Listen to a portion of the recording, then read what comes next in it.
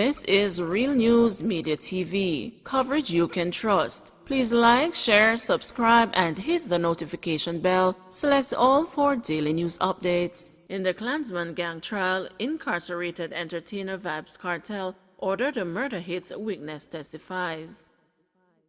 The prosecution's second witness in the Klansman one-down gang trial this afternoon testified that incarcerated dancehall artist Vybz Kartel had reportedly ordered hits on 3 persons, including an entertainer. The witness told the court that the order was reportedly given to the one-down gang. The former gang member said 2 of the targets were killed in a double murder in Waterford, St. Catherine, and that an attempt was made on the life of the entertainer, who he did not name. Pertaining to the orders, he said, "This instruction was given to me by Vybz Kartel by phone."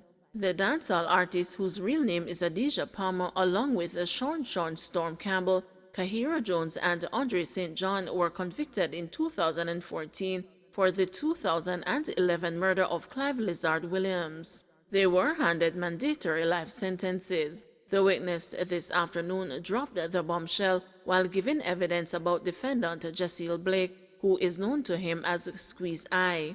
The witness told the court that Blake was the driver in the 3 incidents. The witness also told the court that on one occasion, reputedly the Andre Blackman brand sent him to supervise one of Vybz Kartel's video shoots to ensure that it was done properly. He said the shoot was being done on McKinley Crescent in St. Andrew and that it was for a song Buck Up Inna. Brian and 32 other alleged gang members are being tried on an indictment with 25 counts under the Criminal Justice Act and the Firearms Act. The one-down gang is a breakaway faction of the Klansman gang. Policeman and a mentally ill ex-soldier injured in Portmore shootout. A policeman was shot during a standoff with an ex-soldier who is said to be mentally ill in Cumberland Meadows, Portmore, St. Catherine this afternoon. The former soldier was also injured in the incident. His condition is unknown at this time. The policeman was shot in the leg and is in hospital. The police say a team was dispatched to the community after residents reported that the ex-soldier was firing at them. Upon their arrival, the former army man reportedly fired on the team, which returned the fire. The man then locked himself inside his house with his daughter, who was said to be doing online school. The police then called in reinforcement. The police say following negotiations and the intervention of his wife, the situation was de-escalated and the man was taken into custody. Man killed 3 others injured in Manchester crash. A man was killed and 3 others injured in a crash on Richmond Main Road in Manchester on Monday night. The deceased has been identified by the police as 26-year-old Jaheem Reed of Shudley Housing Scheme in the parish. The police report that about 11:15 p.m., a Honda Fit motorcar was traveling along the roadway when the driver allegedly lost control of the vehicle, crashed into a concrete structure and overturned. The police were alerted and all 4 occupants of the vehicle were transported to the hospital where Reed was pronounced dead. The others were admitted. Police urge sexual assault victims to file report. Victims of sexual assault are being urged to file a report with the police no matter the length of time that has passed. There is no statute of limitation on reporting sexual assault cases in Jamaica. Deputy Superintendent of Police Radcliffe Gordon, who is in charge of crime at the Center for the Investigation of Sexual Offences and Child Abuse, said the police are concerned that many victims are reluctant about reporting incidents of sexual assault. As retired DCP has said that we need a massive education drive to really just inform the population that there's no statute of limitation on these offences. And whenever you come to the Soka to make a report, we treat it as if it was just occurring and we'll pursue it most assiduously. DSP Gordon's appeal follows research published by Northern Caribbean University last month. The study, dubbed an inquiry into sexual assault among young Jamaicans, found that almost 4 in 10 Jamaicans have been sexually assaulted while complying with stay-at-home orders issued under the Disaster Risk Management Act. The study surveyed 506 young adults aged 18 to 30. Lead researcher Paul Bourne said 84% of victims knew the perpetrator, whether it was a father, brother, cousin, pastor, teacher, community member, or taxi operator.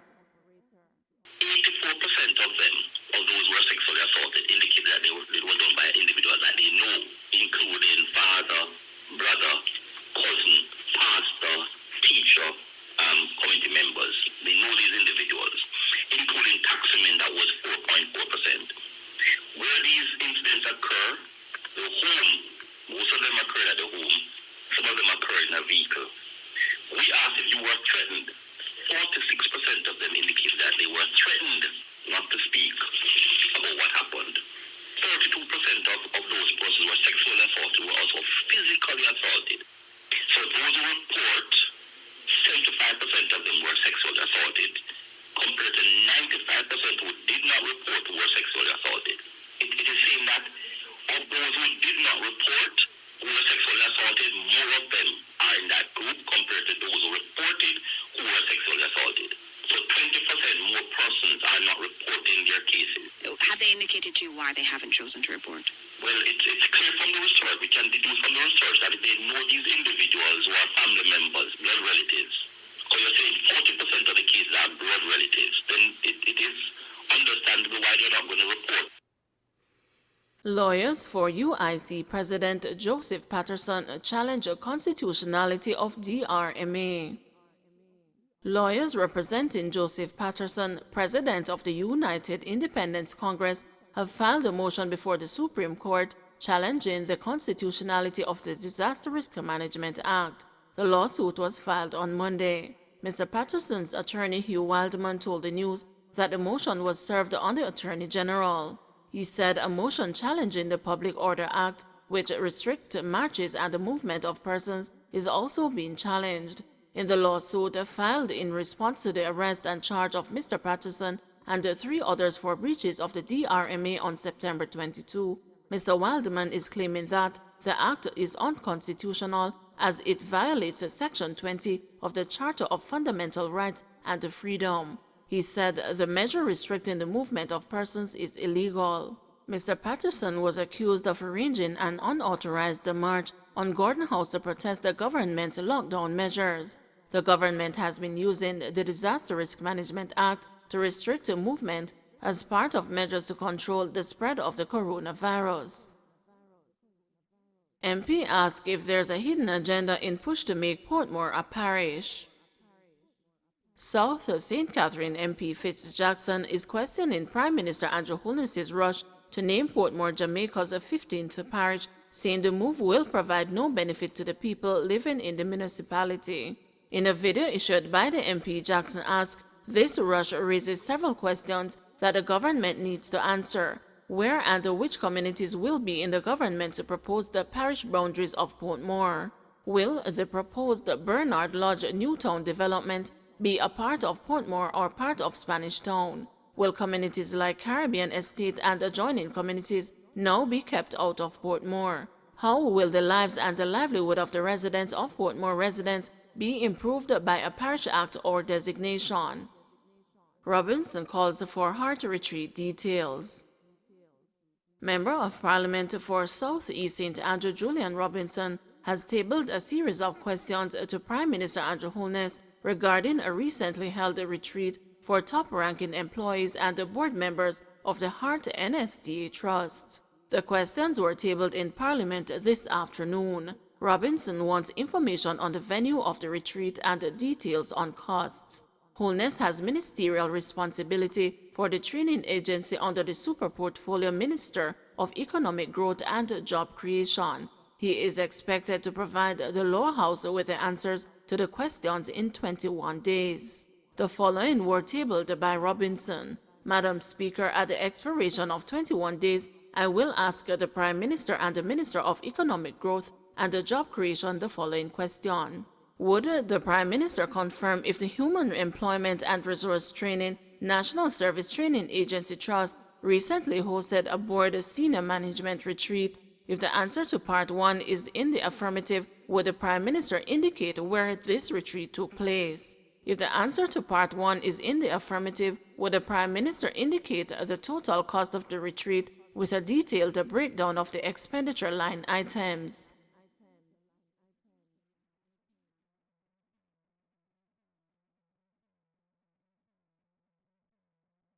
"47 additional COVID-19 cases, 3 more fatalities."